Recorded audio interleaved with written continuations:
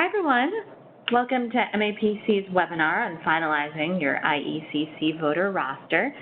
We are going to get started in just a couple of minutes, so please hang tight. Let us know if you're having any problems with the audio, and we'll get started officially in just a couple minutes.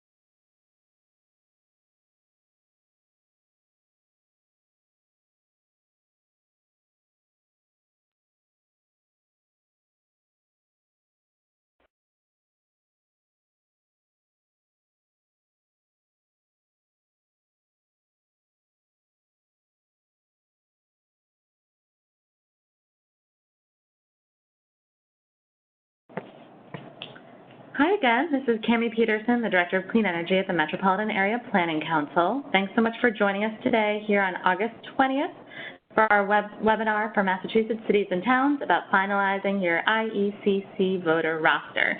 And many of you on the webinar probably know at least somewhat what that means. Some of you might have no idea really what that means, just that you're interested in codes and climate change. So we'll talk more about all of that. This is part of our Codes for Climate webinar series and our larger 0 to 101 initiative that we've been running for the last coming up on 2 years now, as we help cities and towns reach net zero objectives. So a few just housekeeping things. We will be accepting questions into the Q&A box throughout the webinar. We have time saved at the end to try to get to as many of those questions as possible. For those that we don't get to, we'll try to follow up after, and always feel free to follow up with us. There'll be contact information at the end. There's also a chat box. If questions come in through that, we will definitely try to keep our eye on that too, but we'll be mostly aiming to collect questions from that Q&A box. Also, we will be recording today's webinar. So if you would like to listen to it after or share it with a friend or colleague, we will send around the slides and the recording and have those up on our website soon after today's webinar. So with that, without further ado, let's get started. I'll tell you a little bit about who we are here at MAPC. So as I mentioned, we're the Metropolitan Area Planning Council. We're a regional planning agency for Greater Boston, serving 101 cities and towns. You can see our map here. That's about half the state's population and a third of the state's jobs, just located in the dense part of Metro Boston. In our role as a public agency, we have a mission of sustainability and smart growth and regional collaboration, including clean energy, working on climate change, and environmental planning. And so a lot of the work that we do has brought us to work with cities and towns in a number of different ways, both regionally and one-on-one with cities and towns to do climate and energy planning, as well as provide a lot of technical assistance. So many of you have probably worked with us over the years in many different ways. If you haven't or have and are interested now in working in different ways or in furthering work that we had done in the past, feel free to follow up with us after, look on our website for more information on all these different types of projects, and programs. We work to help our cities and towns in clean energy on policies, programs, and projects, as well as plans to help them get there. Today we'll be really focusing on local codes and as well as really giving you a sense of where to go next on the IECC. So we'll give you an update just of what's happening here in the Commonwealth as context and background, and I'm sure there's a lot of curiosity on that. And we'll really spend the heart of the time here talking about the vote coming up for the International Energy Conservation Code. So for those of you at the beginning who are like, IECC, I don't know what that means. That's what it means. The International Energy Conservation Code, part of the International Code Council's whole slate of a number of codes that affect our buildings. The Energy Conservation Code has a vote coming up this November, and we'll talk more about that timeline and what that includes as we go through the webinar. We're mainly focused today on an upcoming deadline of September 23rd, where those of you in your communities that have registered different departments or other entities as governmental members with the International Code Council will have an opportunity to make sure you get all of your voters for each of those governmental members registered themselves and part of your full slate of voters by that September 23rd date. So much more to come on that, but that is going to be the crux of what we talk about today, and filling in some other information around codes here and throughout the nation as well, and what you can expect after that September 23rd deadline too. This is all part of, like I mentioned, our 0 to 101 initiative. And we really focus on net zero as a framework for holistic climate planning because of its multi-benefit outcomes. So this is what we need to do in order to address the climate crisis, but it also is an opportunity to find the benefits of having cleaner energy and energy that provides public health benefits, or at least really reduces the public health challenges. There's economic opportunities in workforce and job development, as well as cost savings. There's a lot of environmental and ecological benefits that come from a healthier climate. And there's many equity outcomes and livability outcomes that can be provided to all. And it's through this kind of holistic lens that we approach much of our work here at MAPC these days. And through this that we really found the building sector to be such a crucial place to focus a lot of our attention. The energy code that affects your buildings really is a life safety code. And we'll have a speaker on a little later, Bill Fay from the Energy Efficiency Advisory Council, that's an organization here in Massachusetts, from the nationwide, and I'm looking at my colleague Nicole. Energy Efficiency Codes Coalition. Thank you. Too many E's and C's in different organizations right now. The Energy Efficient Codes Coalition, that's a nationwide group that you'll hear more from Bill on later, but they've been working with us over the past year and a half or more on how we can bring this effort to all of our cities and towns. That's part of a nationwide effort to improve our building energy codes. And one of the things that the IECC has been very focused on and has been something that we've adopted here is our understanding of energy codes as a life safety code. And I really like this infographic from the Midwest Energy Efficiency Alliance because it shows a lot of those places in your home that would be touched by an energy code that really are improved through greater energy efficiency and have a lot of those multi-benefit outcomes that we were talking about. So feel free to share this one with others to help them gain that understanding of your energy code as well and how it really does help us to address the climate crisis. So for those reasons, and because of understanding how much of our carbon footprint buildings play, we've really been focused on this sector. So this slide just helps to kind of bring that to the fore with an understanding of, back when we had our 2015 numbers, how big of a part of that pie buildings is of our carbon footprint here in Massachusetts. So back in 2015, or with the 2015 data, we were able to kind of break out as a state buildings as a sector, and you can see that it's over 30% of our greenhouse gas emissions come from buildings. Generally, since then as a state and nationwide, oftentimes the sectors are broken down a little differently. So as you see that pie to the right, none of those wedges says buildings on it. But you can know from kind of looking more deeply into the numbers that a good part of obviously the commercial and residential numbers, but a good chunk of that electricity number as well is what it would be equated to buildings. And in the Massachusetts pie as well, the electricity numbers there, some of those would be part of that larger building sector. So here in Massachusetts, it's somewhere between 30 and 50% of our greenhouse gas emissions that come from the building sector. And when you think even more at a local level, cities and towns, particularly in the dense urban core or any kind of urban environment, you're looking at upwards of 70 to 80% of greenhouse gas emissions come from the building sector. So it's a really critical part of, and nationwide I believe it's about 40% when you add up all those different components of industry, electricity, and commercial and residential that are attributed to buildings. So however you shake it, buildings are a really important piece of our climate understanding and of our carbon emissions footprint. And so it's something that we feel is a really good place to focus a lot of attention in our net zero efforts. This is a slide that I borrowed from the IECC, the Energy Efficient Codes Coalition, because it really kind of shows that the way that we've stalled a bit in how we've approached the International Energy Conservation Code as a nation and allowing that to drive energy efficiency improvements.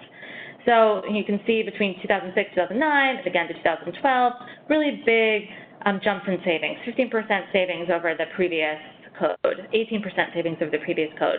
The last several code cycles have been much, much more moderate, less than 1% in a couple of cases.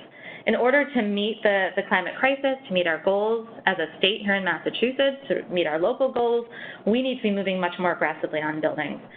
We'll talk a little bit about how the International Energy Conservation Code affects our code here in Massachusetts and what that means to us. But you can see here that it's something where there's a lot of potential to move much more aggressively and finding those deeper emissions cuts and those deeper energy savings. We've been working on this effort not only with IECC, but with a lot of local partners as well, to try to help municipalities and their governmental members get connected to this nationwide codes effort, as well as taking it locally. The Mass Climate Action Network, the Sierra Club Massachusetts chapter, and the Northeast Energy Efficiency Partnership have been very strong partners, along with IECC and us in this effort. And we thank them for all their work to date and going forward. So let me give a little bit more context about what's happening here with codes and how the IECC affects what we are doing here in the state. So how can we improve buildings? We've talked about how they're a really big chunk of our greenhouse gas emissions. There must be multiple tools that we have to be able to kind of tackle that chunk of emissions, and there are. One of the big ones is this IECC, this International Energy Conservation Code. So building code plays a very big role. We can vote on that, which we'll be talking mostly about today. You can comment here locally on our state building code as well as the stretch energy code.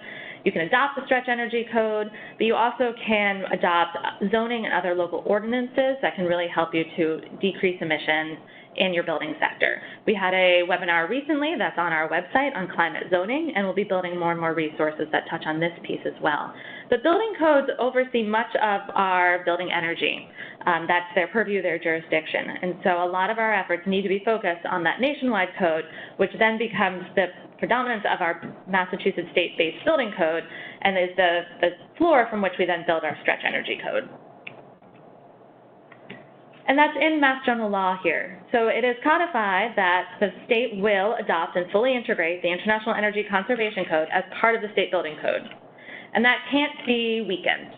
So it cannot come in and be, watered down from how it was adopted at that national level. So what we do that work on that national level makes a very big difference. That's the floor for our state building energy code.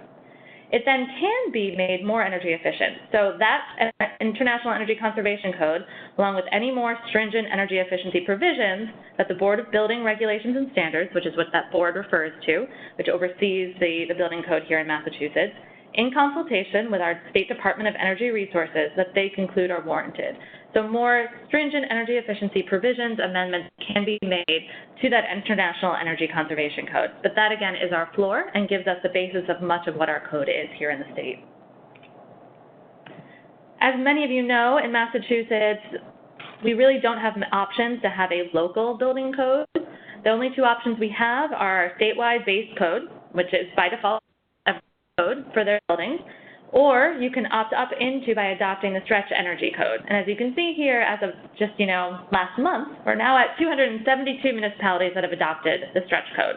So that's by far, the majority of communities here in the state. It's over 75% that are now stretch code communities. And so obviously, that stretch code is also a very important part of this discussion, and we'll talk a little bit more about that.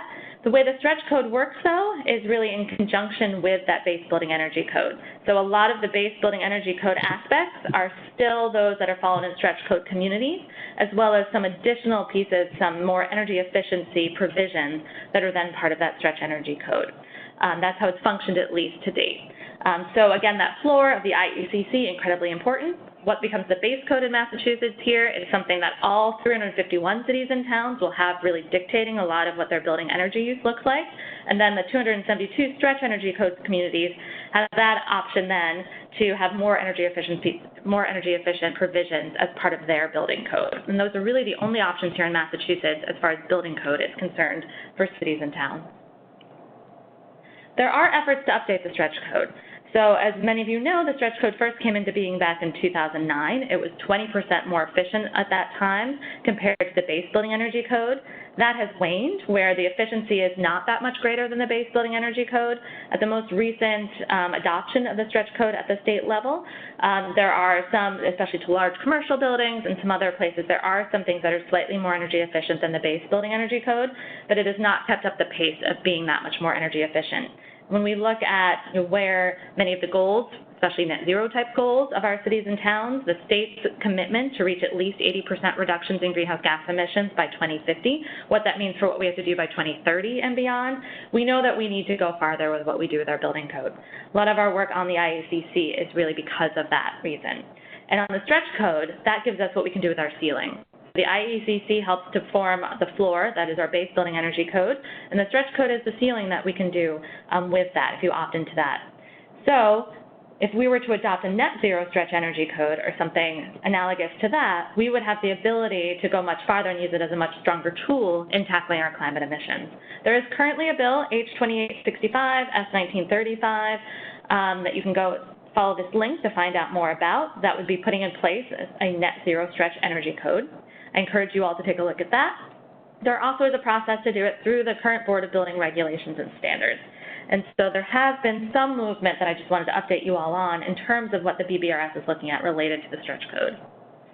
So back in May, many of you were able to join us or to provide some comments or thoughts around the public hearing that was at the Board of Building Regulations meeting. They have a public hearing that's stipulated twice a year, usually May and November.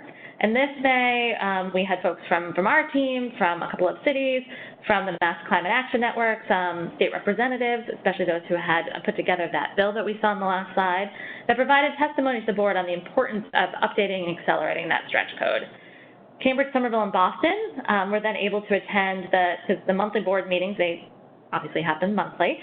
So in June, they attended again and were able to be heard on their desire to have a net zero stretch code. And at that time, the board did agree, the Board of Building Regulations and Standards, to have the Energy Advisory Council review what a net zero stretch code would look like.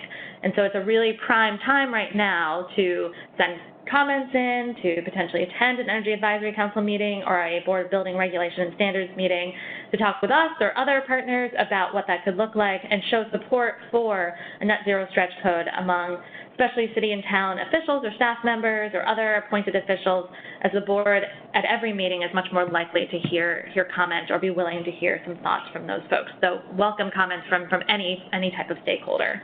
There will be another public hearing where the public has the ability to provide comments or be heard in testimony. That's likely to come up on November 5th. We expect it to be in Boston at their offices there. There is a link here to their monthly meeting schedule. If you go to it, you'll likely find very little information. At the meetings in person, they tend to hand out some schedules that provide some more details. Feel free to check with us or other partners if you're not finding that information. Technically, information should come up on that website, but often it doesn't happen until very last minute. I'm going to turn it over now to my colleague, Nicole Sanchez, and she'll talk you through where we're seeing some examples of net zero codes, and then move us on to the focus that we have for today and really getting you all ready to make the big step that we need to on the International Energy Conservation Code. Thanks, Cami. So we have a couple examples of communities that we've been following who have been pioneering some net zero code language, and that's taken a couple different forms. So two cities that we're really excited about and have been watching are the District of Columbia and New York City. So DC has the Clean Energy DC Omnibus Amendment Act, and that's a group of measures that includes benchmarking and building energy performance standards for existing buildings. And so they've based that benchmarking and performance standard on Energy Star ratings, and currently have that as a 20% reduction over 5 years for the first round of buildings. They're pairing that also with a 100% renewable portfolio standard by 2032. So they have a couple of other really aggressive measures in that package, including transportation, electrifying transportation in that Omnibus Act. So that's one city that we're watching to see what types of language they put when they're actually codifying their net zero building code. And then New York State has also has a stretch energy code, and they're expected to have an optional stretch to zero pathway that's going to look like a net zero code for their 2020 stretch code update. New York City in particular has the New York City Climate Mobilization Act, and that sets emission caps for buildings over certain sizes and sets reduction targets for those emissions, a short-term goal for 2030 and a longer-term goal for 2050. So these are both innovative in different ways, and it's exciting to see these come on at the city level. We've also seen a couple of states approach these codes, and so the state of Washington has their roadmap to the 2031 energy code, and so that addresses both residential and commercial new construction, and so they've set a reduction target based on their 2006 code, and then they paired with that is a goal to have more energy efficient homes and buildings, and so to start with energy efficiency and then to approach energy sources. So they have this two-step plan. And then in California, there's multiple tiers for their green building standards code. And so one of those tiers is an optional tier for net zero buildings. And so California's code is a little different from other states in that they often write code just for California that's a little bit different from the base codes that we see come up for with the International Code Council. And so sometimes California is leading the way and sometimes the IECC is leading the way, and California is adapting based on that. Here, California is taking the lead on the net zero code, and we're starting to see some proposals in the IECC that are following in that footstep. And some of the ways that some of the methods are codified in their optional tier are looking at HERS modeling for whole buildings, and then for the 2019 base code, new buildings will have the net zero energy. And they have solar and roof requirement for new homes under 3 stories, which is pretty innovative as well. So then at the national level, and Bill is going to talk in a little bit more detail about what we're expecting to see in this code cycle, but one of the proposals that we've been following closely is this optional zero energy pathway for the 2021 IECC. And so this would be based on an energy rating index and require that value to reduce over time. For the energy use to reduce over time. And then something interesting about this is that it's focusing on energy efficiency before going towards renewable energy or generation. So California is taking a similar approach to that. So we're excited to see where this goes, and we'll be following this one closely in this code cycle. And then I wanted to give you a little update on where we are in this year's cycle. So our first step was our registration of the different governmental departments, and so that deadline was March 29th. Now we're in this middle section in blue, and so we're working towards the September 23rd deadline for voter validation. And then we're also looking forward to this 2-week voting window in November, where we'll get to actually cast these online votes. And so as a reminder, we're going to have a voter guide in that beginning of that 2-week window in November to help you analyze or narrow down all of these proposals to see which ones you might be interested in voting on. And so this is the cycle that or the deadlines that we have to pay attention to that are actionable on municipalities, but in the background, there's also on the national scale, there are different steps in the code cycle that are ongoing, and Bill's going to talk about that in a little bit more detail as well. So back in the beginning of this process, our initial target nationwide was to get around 400 votes for this effort, and we've really far exceeded that target just within Massachusetts. So as a result of the registration efforts, we have accounted for about 420 potential votes on this next code cycle, which is really exciting, and at least 82 government members or departments. And so this is the potential that we can reach, and it's really how many votes and voters are going to actually participate. It's really based on how many voter validations and how many voters get validated within each department. So as a reminder, we have up to 4, 8, or 12 voters within each department, and we need to make sure that all of those voters are validated to be able to vote. But we're really excited to be in this position in just Massachusetts alone. So I wanted to give you an in-depth run through on how to actually do voter validation. And as a reminder, the primary representative is the person who is going to log in and do this voter validation. So if you're not the primary representative, please share these slides and our contact information with your primary rep so that they can go through this process before September 23rd. So our partners at MCAN put together this video tutorial in collaboration with Boston City Councilor Matt O'Malley. So please check this out as well if a video works better for you.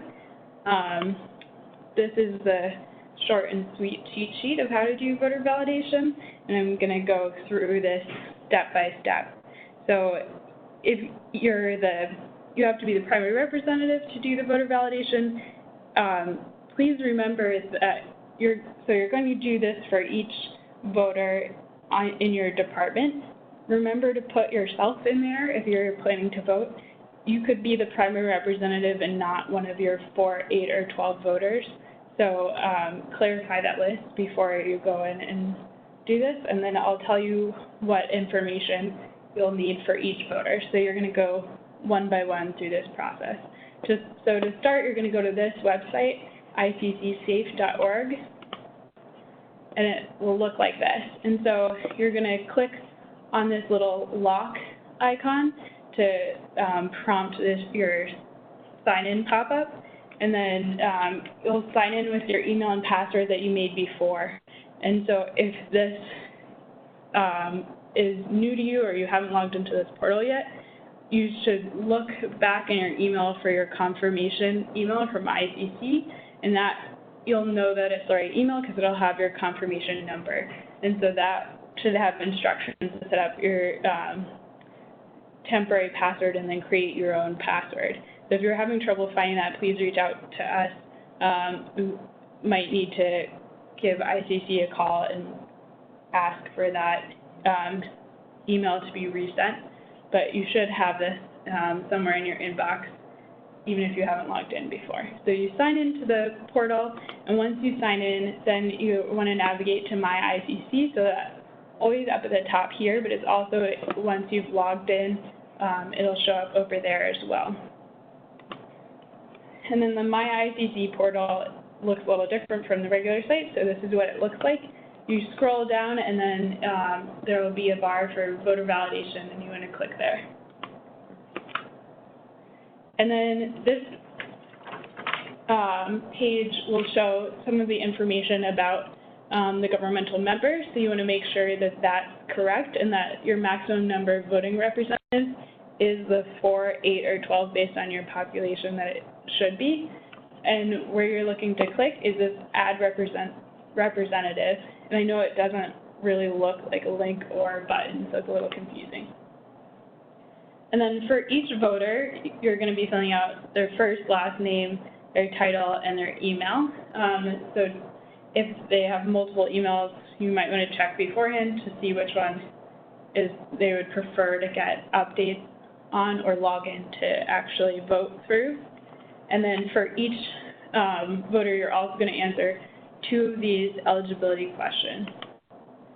And so the first is pretty lengthy, but it's going through that text that we saw before that from the IECC bylaws about who is a governmental member and who could be an employee or official of that governmental member. So you're trying to choose here which of these 4 best represents each individual voter. So your options are administers, formulates, implements, or enforces the laws, ordinances, rules, or regulations of this governmental member. And then you'll be asked question 2, which is to identify the role of that person within the governmental member. So your options are paid employee, third-party contractor, elected official, or other, and then you can fill in that blank. Don't lose sleep over which one of these you're selecting. We talked about eligibility before, and if you have questions over who should qualify as which in either of these questions, just let us know, and we can help walk you through it. But there's no wrong answer between these options. So once you've answered those questions and filled out the information, then you hit the Save button at the bottom to confirm, and then that voter will get added to your list. And then you're going to click Add Representative again to add the next person and continue until you have your 4, 8, or 12. So as a reminder, the maximum number that you have is based on population of your municipality, and you can include your primary representative, which we've been putting as a green person, in your count for voters, or that could be a separate role. And then if you're trying to remember where that person fits into the voter eligibility, remember that it is pretty broad. So voting representatives must be employees or officials of that governmental member and are actively engaged full or part-time in the administration, formulation, or enforcement of laws, regulations, or ordinances relating to public health, safety, and welfare.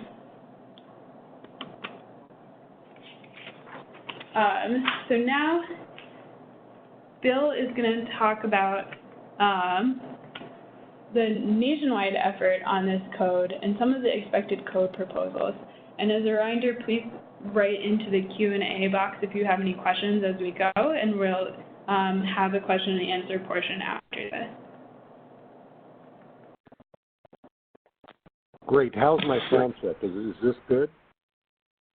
Yeah, we can hear you great, Bill. Excellent, excellent. I got to tell you, what an exciting, I love getting on calls with this team. MAPC and MCAN and Sierra Club and NEEP have been just fantastic. So I'm excited too. Nicole mentioned how exciting this was. Now keep in mind that the most number of people that have ever voted nationwide on a proposal to improve the IECC was 3 years ago, and it was 444 across the nation. Nicole just told you she has more than that just simply from Massachusetts. The mayor of Honolulu, I'm going to mention in a minute because he sponsored our the resolution from the U.S. Conference of Mayors. in Honolulu signed up 8 governmental members, and that gives him over 100 votes, or nearly 100 votes, that they can cast as a city. So you can see that this has become a nationwide effort, but the leader in this effort has always been this team. And the videos that you've put together, that MCAN put together with the Boston City Council, have been just so outstanding and really very helpful and instructive. For me, it gives me the first time, since I'm not a governmental official, first time I've ever seen what the governmental official has to go through and what they're looking at. So this is a get out the vote campaign, obviously. It's been estimated that there are potentially in excess of 100,000 potential voters at governmental, both state and national governmental entities around the country. And so you can see what we're going after. Now, the other thing about this is that it's very important that we have pro-efficiency votes. And you're going to hear this in a minute, because some of our proposals that are coming up in November on the online voting did not receive a positive recommendation from the committee that makes a recommendation on it back in Albuquerque in May. And as a result of that, it requires us to achieve 2/3 to overturn that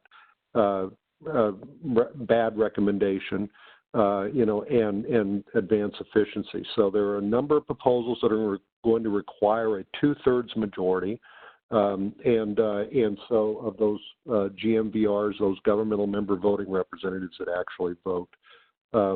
I'm going to tell you today about a number of things, and just kind of walk through. Just let me let you know what we have in mind. I want to tell you that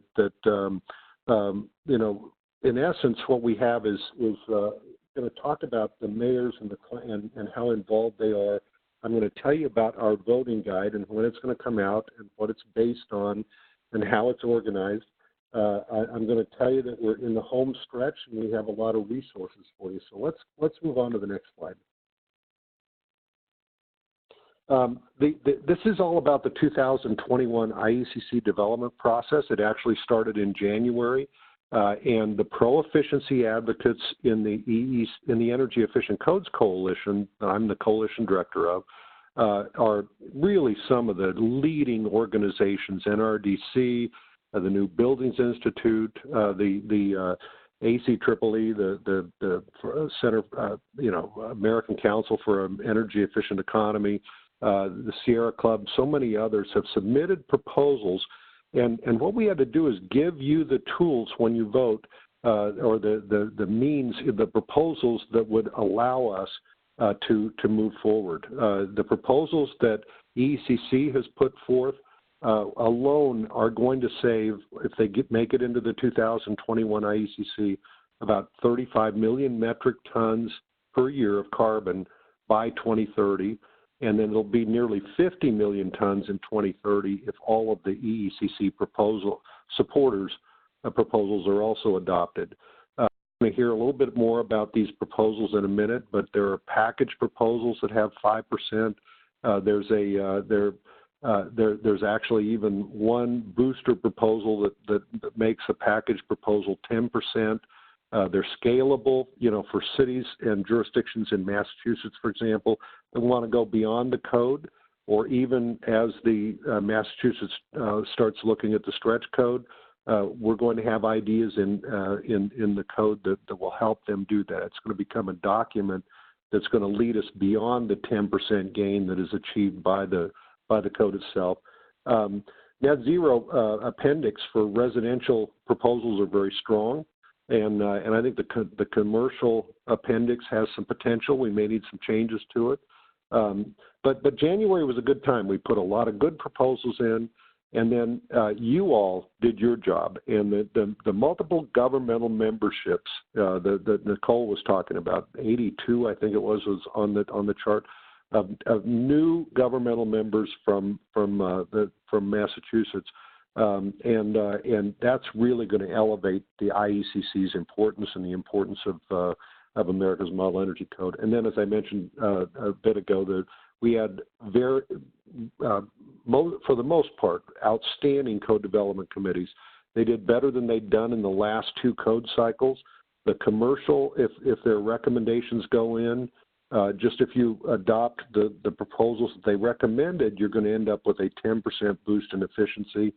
With the residential committee, they have 4 seats that are awarded to efficiency opponents named by the National Association of Home Builders.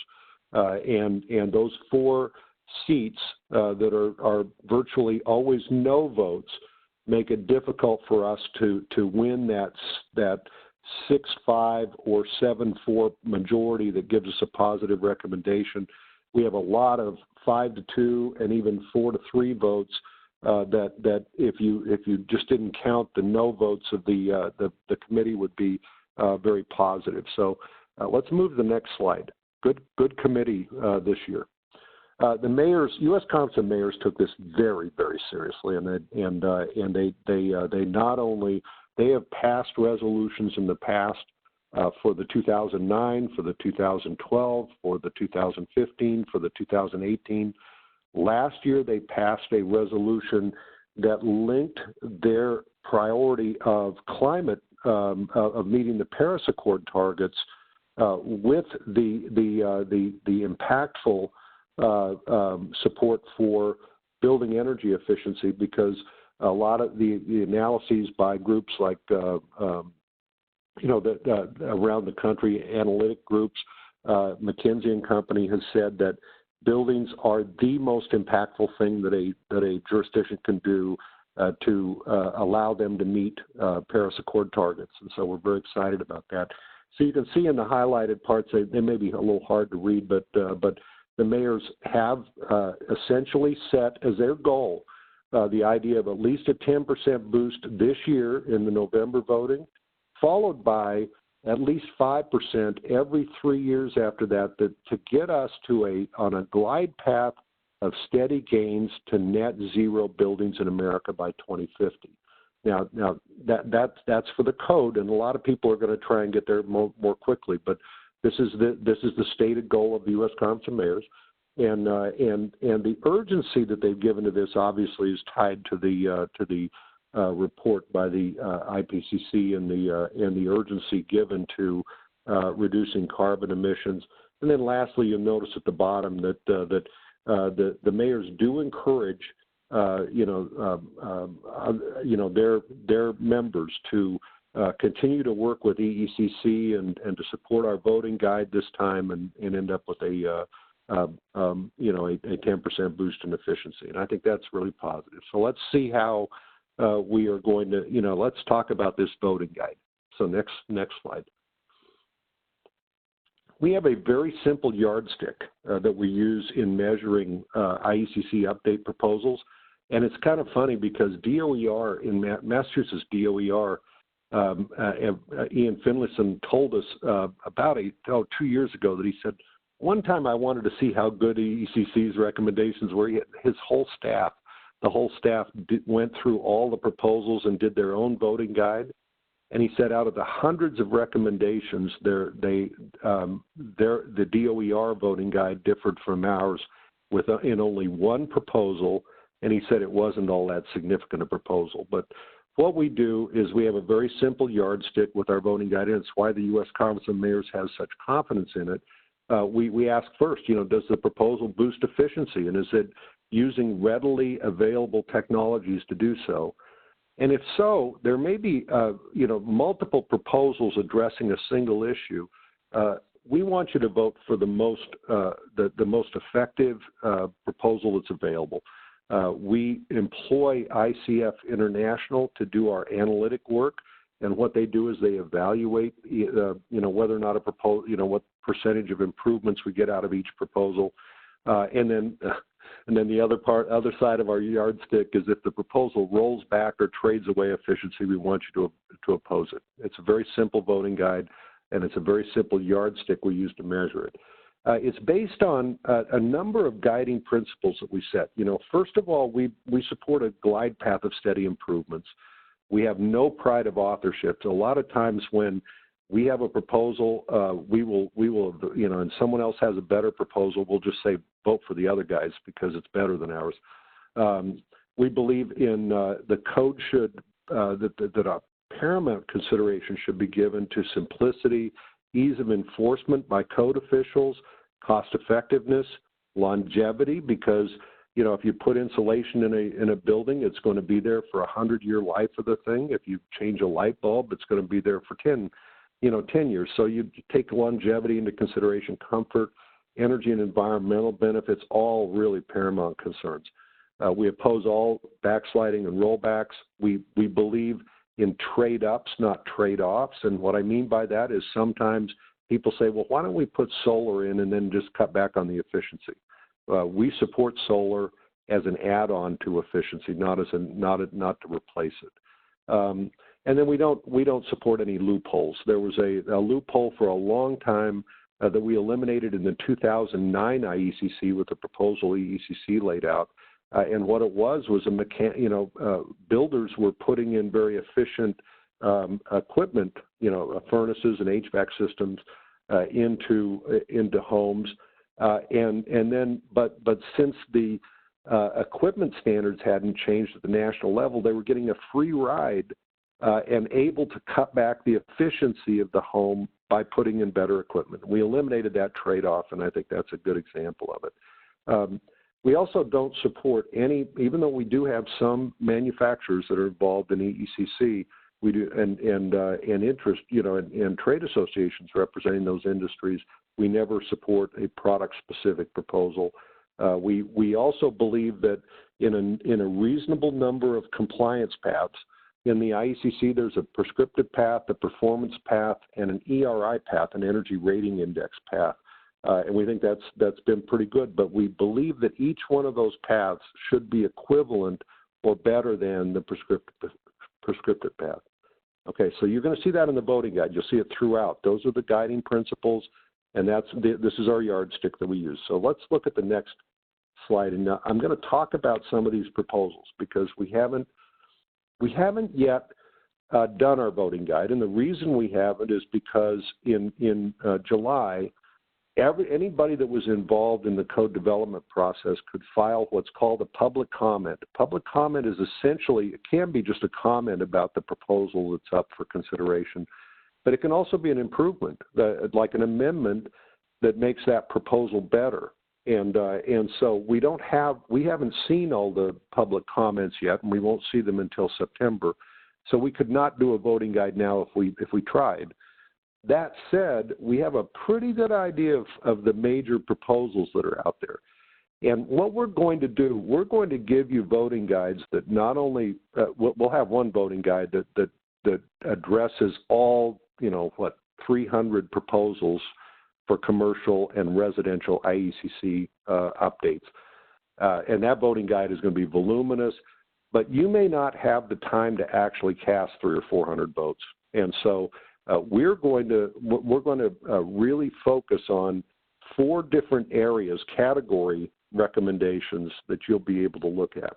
The first one is there are 3 proposals that have, they're big energy savers. Actually, this is both, they have residential and commercial, so it's actually more than 3 of them. Each one of these did not receive the necessary votes to be recommended for adoption, and so they will all require 2/3 majorities in order to put in there. But these are the ones that are the big ticket items. Our EECC's energy efficiency package will boost the efficiency of the IECC. I think actually it depends on the options chosen, anywhere from 5% to 14%, but we're saying 5%. It's a 5% boost. It almost passed the committee. It won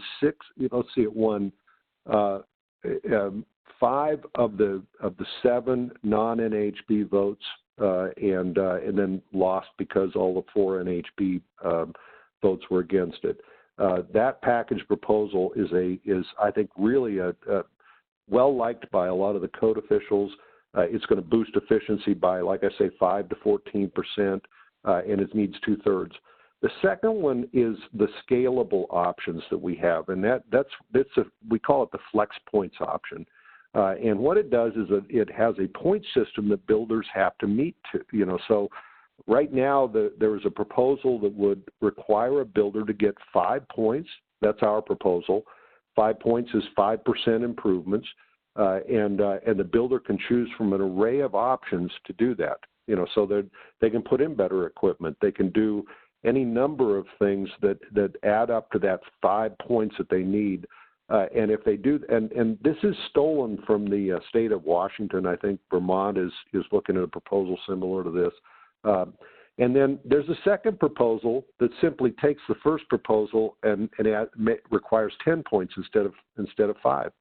We support both of those. We submitted the flex points proposal, which we believe is kind of like a foot in the door, and we supported the 10% proposal, which opens that door a little farther after the foot's in there. So that's good. And then lastly, we need to get the ERI scores back to a level that they were at in 2015. And so there's a proposal that's designed to do that. Those are the big energy savers. The second set of votes, these are the ones that each get maybe 1%, 1.5%. They're individually they don't get a lot, but collectively they get a whole bunch.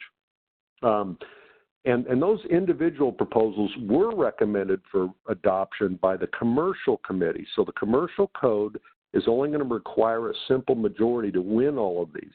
And it's literally going to bring us up to about a 8-10% improvement if those proposals are done. And most of those got positive recommendations, so they're going to be easier.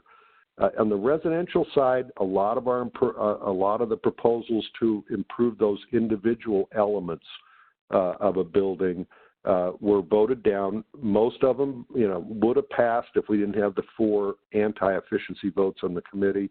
But it's going to require our 2/3 majorities to win those individual improvements. And I can run through a lot of those, but they're things like fenestration improvements, different insulation locations, like the attic insulation, wall insulation, the kinds of things that you need to do, and lighting, little things like that add 1 to 2% across the board. We can win all of these, and we should. Then there are a few hard to quantify improvements. They don't necessarily improve efficiency, but they have a tremendous benefit in a lot of different ways. One of them is testing requirements. We find that if testing is mandated, and for example, one example has to do with ducts, air ducts or ventilation ducts that are inside the envelope. Currently don't have to be tested, and yet they're a problem because they oftentimes leak. And so the testing requirement, we think, is going to have a tremendous impact on efficiency. It's just not going to necessarily improve efficiency. We have an EV-ready proposal. It was recommended for adoption in the commercial chapter, so it's only going to require a simple majority. The one in the residential was not recommended. It barely just didn't make it by a couple of votes. But these are really good ideas. EV-ready proposals don't improve efficiency per se, but they really, as you well know, they improve the transportation issues and other issues across the nation. So we want to win these. And then lastly, there are 2 zero energy appendices. One of them by MBI was mentioned earlier, and we're strongly behind that. It was well written. It's a very exciting proposal, and MBI is a big supporter of ours, and we're a big supporter of what they're doing here. It is essentially going to give cities an appendix option, which won't be a mandatory thing, but it will give them guidance as to what they can do to achieve that net zero code, that if they choose to go beyond, or it may be voluntary or something. And then lastly, the last category, we are going to have in our voting guide those things that we have to defeat. Now, the good news here, and this is unusual, the good news here is that I think all but one of the rollback proposals was recommended for defeat by the committees, both the residential and the commercial committees. And so the opponents it's going to take them, the opponents of efficiency are going to have to win a 2/3 majority to put those into the 2021 IECC, and we're only going to need a simple majority to defeat them. So, but this is the voting guide, and I'll look forward to questions about it. You're going to see it as soon as we have it ready. We're going to give advance ideas that are out there. Oh, thank you.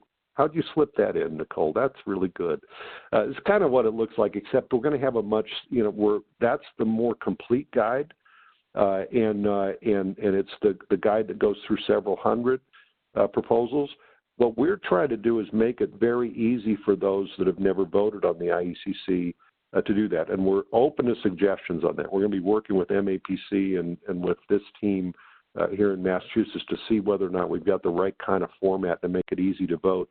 But theoretically, we think that if each one of those governmental member voting representatives casts about 40 votes, just 40 votes, and it'll take less than an hour to do that. Actually, Ian Finlayson at DOER said that his team can cast all their hundreds of votes in 45 minutes. They're used to it, and they know how to do it. But bottom line is, we do understand that there are going to be some jurisdictions where the voter does not want to vote on 400 proposals. They want to vote on the most important ones. So we'll have a mini voting guide that's going to focus on those top priorities as well. Hey, Bill, this is Tammy. We are running low on time, so I'll let you get to this next slide in a sec, but we had one question that really pertained to that voting guide.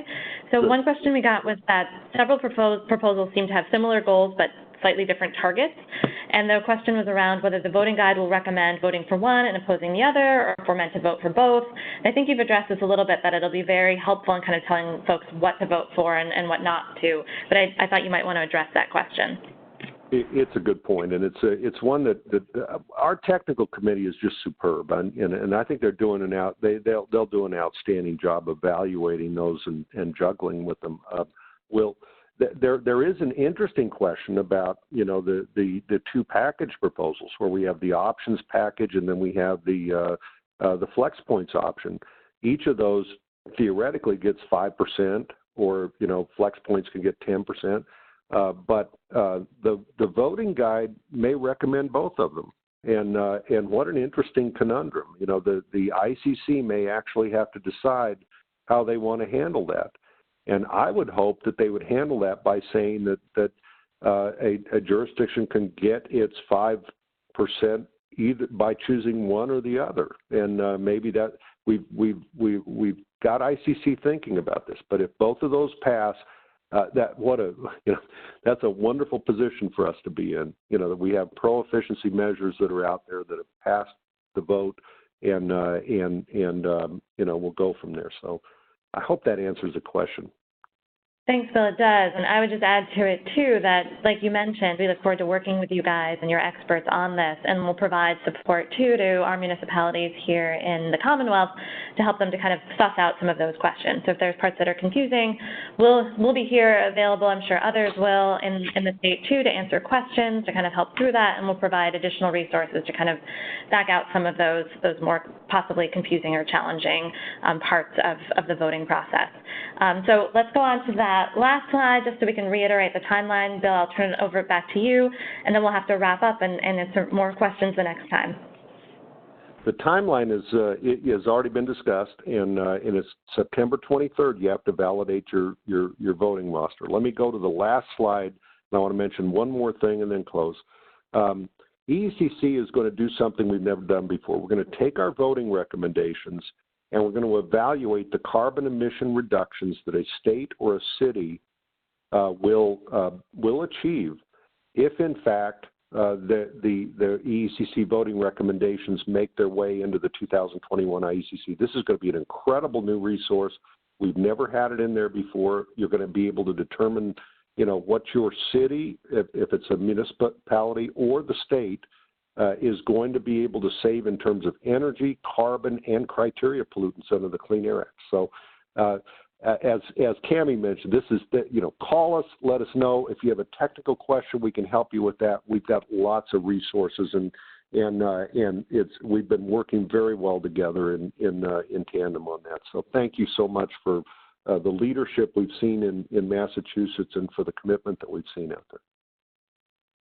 Thank you so much, Bill. Like I mentioned, we're short on time. Maybe we'll stick around for a minute or two for folks that can stay on, but did want to just share our building codes webpage. Again, we'll share these slides and the recording as well, and our contact information. This is all on our website too.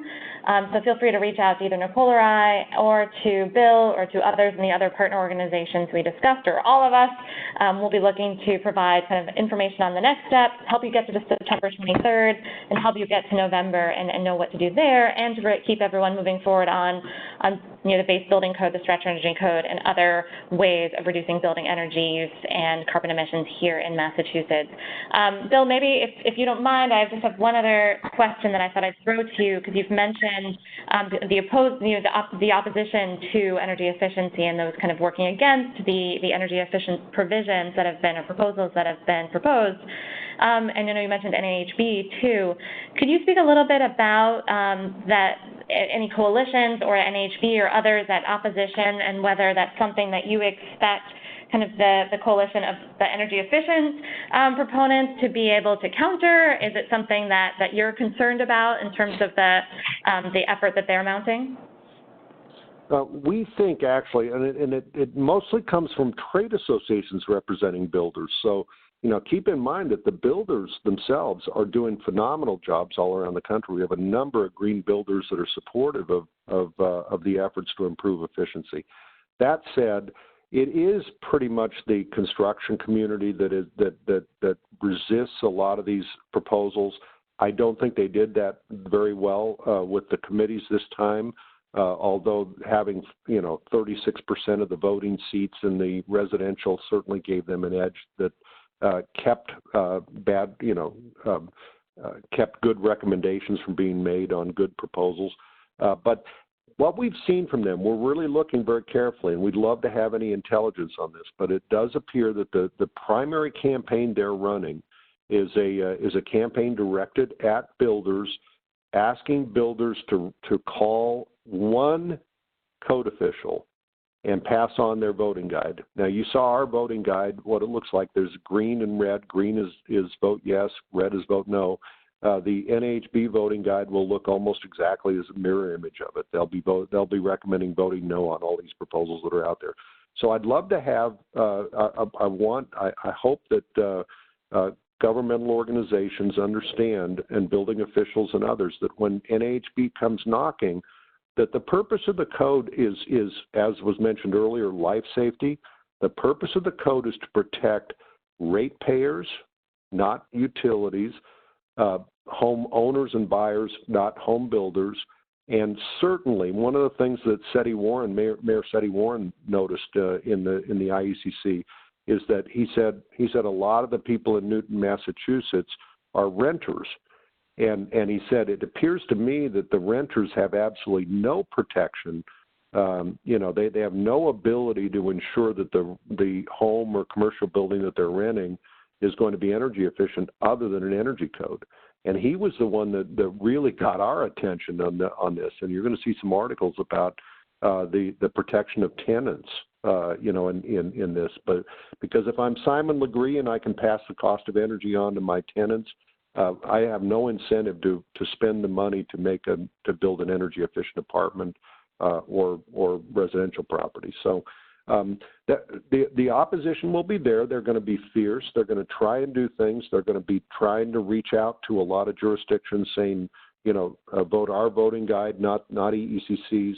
The good news is we have on our side pretty strong unanimity a pretty strong agreement, all of us, that we need one voting guide, and that the voting guide has to be very consistent for the pro-efficiency community. If that's true, you're going to have a very simple, decision to make. Are we going to support, not going forward, and maybe even rolling back, or are we going to really tackle our energy and climate goals through improvements in buildings? Thank you, Bill, and thank you for all the work that you've been doing, you and Maria and the rest of the folks at EECC and all your technical experts and partners. Thank you all that have joined us today for being part of this effort and continuing to educate yourselves and others and stay on track for the next steps that we have to take. We'll be in touch very soon, like I said, with this information as well as other resources, other ways that we can help in this process. Please feel free to reach out to us at any time. There were some questions, a number of questions that we didn't get to. Apologies for that, but we felt like there was a lot of content we really wanted to share with you today. We'll address some of those as we can in the email that goes out, as well as other, we can send email responses to folks. But if you don't hear from us or don't have as much of a satisfactory answer as you would like, please feel free to reach back out and we can try to address the questions that have come up. One last question that I thought I would just speak to very quickly was whether there was a record or registry of the cities and towns that have registered so far or have filed comments or otherwise kind of participated. That's not generally a public access record. We have at times been able to get some of that information from the ICC, or Bill and folks have had people that could do some work on this, kind of manually trying to gather that information. So while I can't point you to a said website, we might be able to fill in some of that information if you're wondering about a certain town or jurisdiction or governmental member. So feel free to reach out to us on that as well. And with that, I will say thank you again for joining us. I hope everyone has a wonderful rest of their day and rest of August. Happy end of summer. And we look forward to working with you all as we continue our Coats for Climate effort. Take care.